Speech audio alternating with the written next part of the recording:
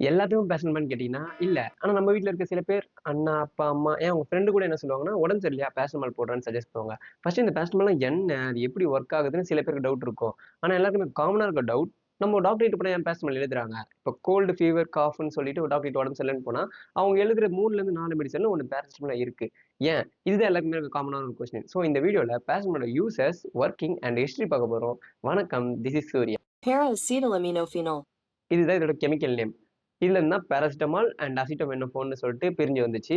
Means நம்ம அப்படி பயன்படுத்துறோம். பாராசிட்டமால் அண்ட் அசிட்டோமெனோஃபோன்னு சொல்லிட்டு. பாராசிட்டமால் மோஸ்ட்டா 2 விஷயத்த யூஸ் பண்ணுவாங்க. ஒண்ணு வலிக்கு, இன்னொன்னு ஜுரத்துக்கு. இத மெடிக்கல் டெர்ம்ல சொல்லணும்னா analgesic and antipyretic. Pain killer and fever ரெடியூசர்ன்னு சொல்லலாம்.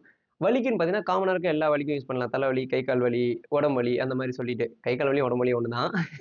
பல்லு வலிக்கு கூட சில டாக்டர்ஸ் எழுதுவாங்க. சில டாக்டர்ஸ் இதெல்லாம் எழுதும்போது, டைரக்ட்டா பாராசிட்டமால்னு எழுதுவாங்க. எழுதாம சில டாக்டர்ஸ் வந்து காம்பினேஷன்ல எழுதுவாங்க. இந்த மாரி. 2 மெடிசின் சேர்ந்து, 3 மெடிசின் சேர்ந்து பேராசிட்டமால் அதுல இன்க்ளூட் ஆயிருக்கும். இந்த மாரி காம்பினேஷன்ஸ்ல எழுதுவாங்க. வலிக்கு எழுதுறாங்க ஓகே. ஜுரத்துக்கு ஏன் எழுதுறாங்கன்னு கேட்டீங்கன்னா, பேசிக் கான்செப்ட் நம்ம ஒரு காஃப், கோல்டு, த்ரோட் இன்ஃபெக்ஷன் மாரியான வைரல் பேக்டீரியல் இன்ஃபெக்ஷன் இருந்தாலே, மினிமம் 30%லேருந்து மேக்ஸிமம் 100% வரைக்கும் நமக்கு ஃபீவர் அண்ட் பாடி பெயின் வரதுக்கு சான்சஸ் அதிகம். ஒண்ணு நம்ம டாக்டர் கிட்ட போகும்போதே நம்மளுக்கு ஃபீவர் இருந்திருக்கும். இல்லன்னா நம்ம கண்டிஷன் பொறுத்து டாக்டருக்கு தெரியும். ஓகே இன் ஃபியூச்சர்ல ஃபீவர் வரலாம் அப்படின்னு சொல்லிட்டு.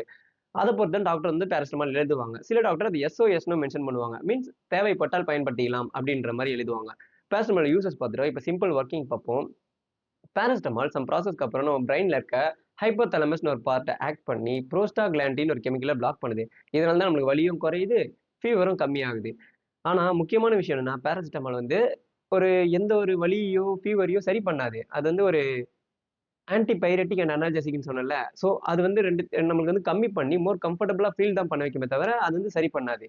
அதுக்கு தான் அது கூடயே வந்து நமக்கு ஆன்டிபயோட்டிக்ஸ் அப்படிலாம் நம்மளுக்கு அதுக்கு ஏத்த மாரி ஃபுட் அந்த மாரிலாம் எடுத்துக்க சொல்லுவாங்க. ஓகே. இப்ப பேராசிட்டமாலோட வொர்க்கிங் முடிஞ்சுச்சு. இப்ப பேராசிட்டமாலோட கிரேசியான ஃபேக்ட் என்னன்னா, அது கண்டுபிடிச்சு கிட்டத்தட்ட 120 வருஷத்துக்கு முன்னாடி மேல ஆகுது. எஸ். அதோட ஹிஸ்டரி பார்க்கணும்னா நம்ம வந்து ஒரு 19த் செஞ்சுரிக்கு போணும்.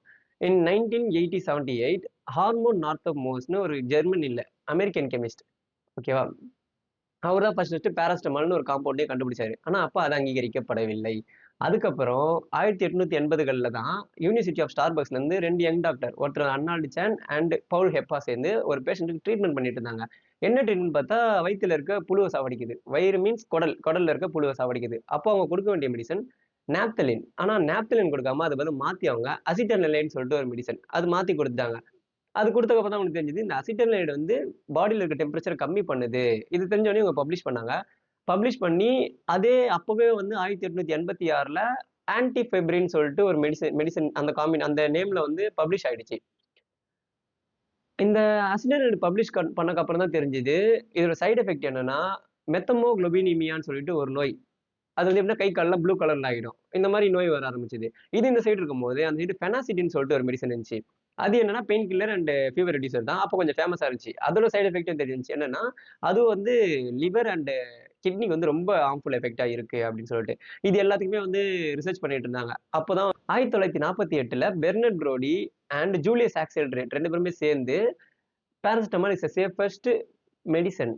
Safest antibiotic and analgesic pain killer and fever ரெடியூசர்னு சொல்லிட்டு டெமான்ஸ்ட்ரேட் பண்ணாங்க. அதுக்கப்புறம் தான் நமக்கு வந்து பேராசிட்டமால் வந்து புழக்கத்துக்கும் வர ஆரம்பிச்சது. என்னதான் பேராசிட்டமால் கண்டுபிடிச்சு 100 வருஷத்துக்கு மேல ஆகியிருந்தாலும், அது புழக்கத்துக்கு வரதுக்கு கிட்டத்தட்ட 50 வருஷத்துக்கு மேல ஆயிடுச்சு. இப்ப நம்ம கைக்கு ரூ. 1 ரூ. 2 அந்த பிரைஸ்க்குலாம் கிடைச்சிட்டு இருக்கு. இந்த மாரி இன்ஃபர்மேஷனல் எஜுகேஷனல் வீடியோ வேணும்னா சப்ஸ்கிரைப் பண்ணிக்கோங்க. பாய்.